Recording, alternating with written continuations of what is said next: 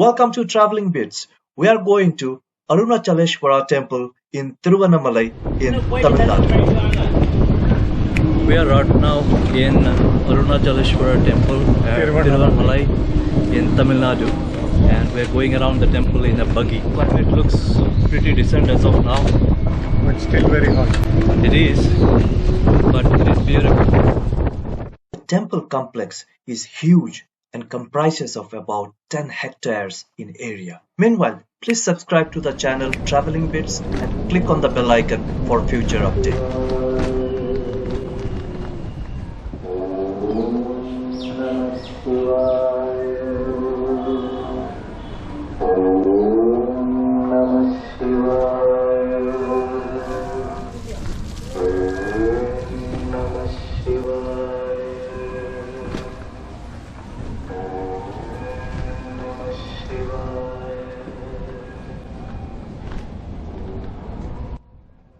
According to Wikipedia, Arunachaleshwara Temple, also known as Annamalaiyar Temple, is the 14th largest temple in the world.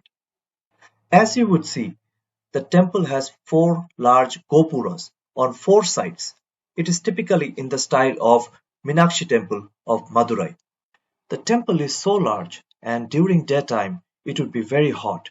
The temple authorities have organized buggies to transport people from the gate to the inside of the temple. The presiding deity of the temple is Lord Shiva, known as Arunachaleshwara or Annamalaiyar. Let's go around and explore this amazing temple.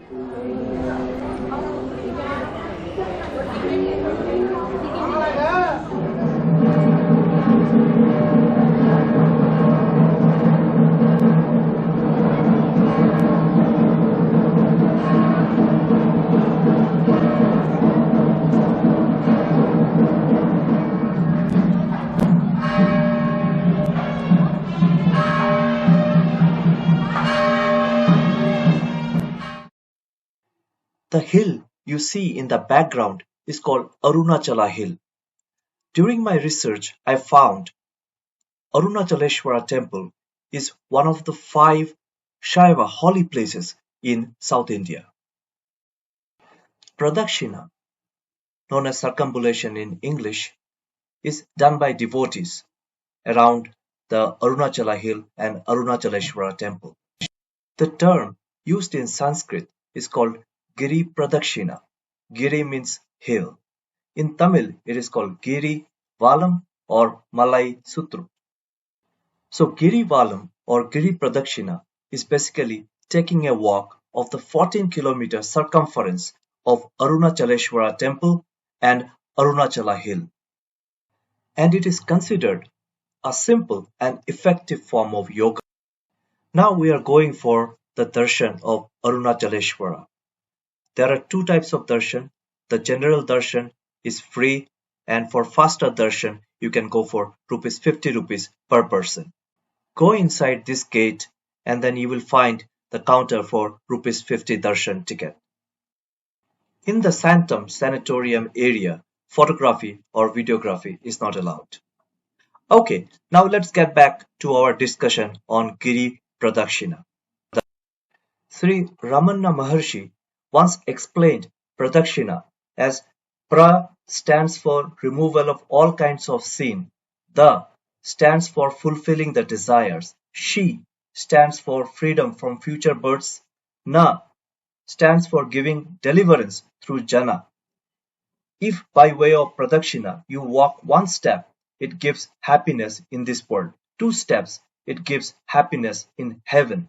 3 steps, it gives bliss of Satyaloka which can be attained.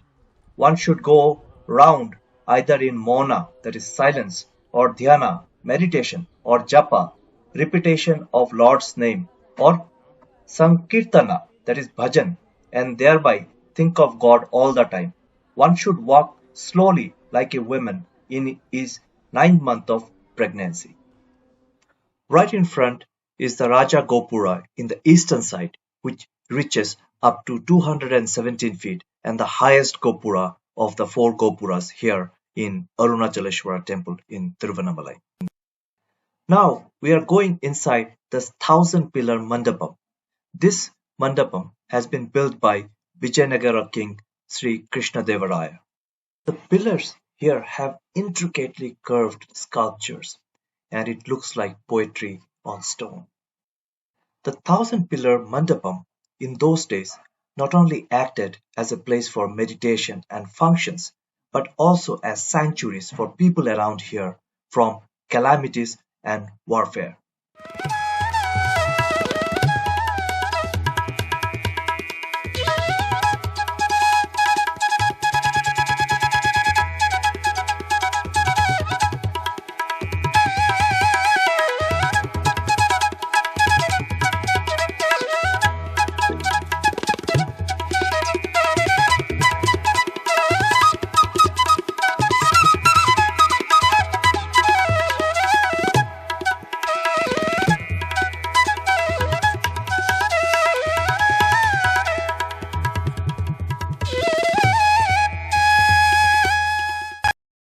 Most temples in Tamil Nadu has a pond, and here also we can find a Pushkarani.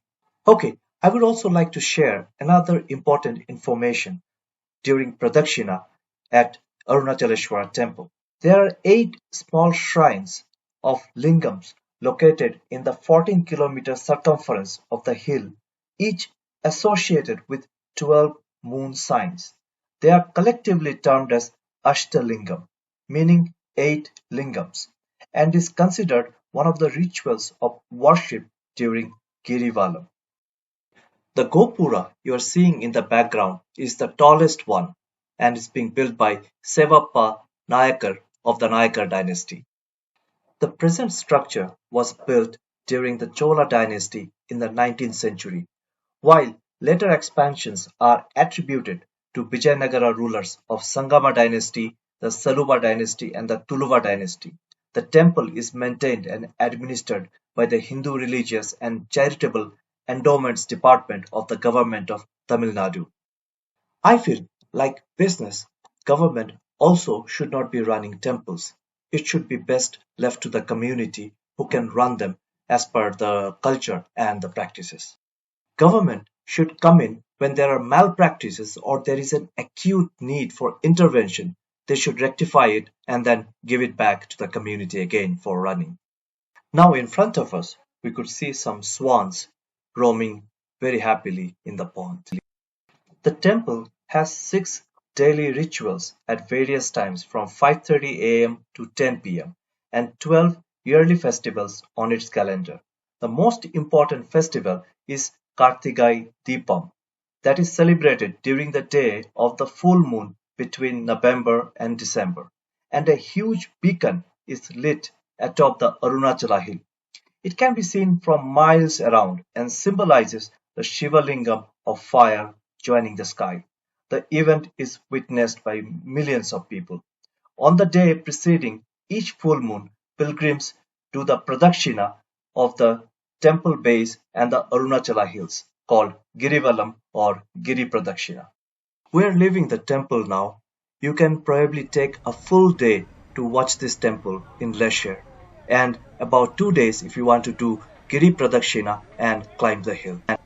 Please let us know how did you like the video through your comments, likes and shares, and show your love by subscribing to the channel Traveling With. Right now we are boarding an auto to go to the place where we have parked our car. It was late afternoon and we wanted to have lunch, and we went to Ananda Ramana Hotel at Chengam Road, Tamarai Nagar. Avoid this place unless you have nowhere to go. Now we will again start our onwards journey to Pondicherry. Hope you liked our second video of this series. We will see you again in our next video at Pondicherry.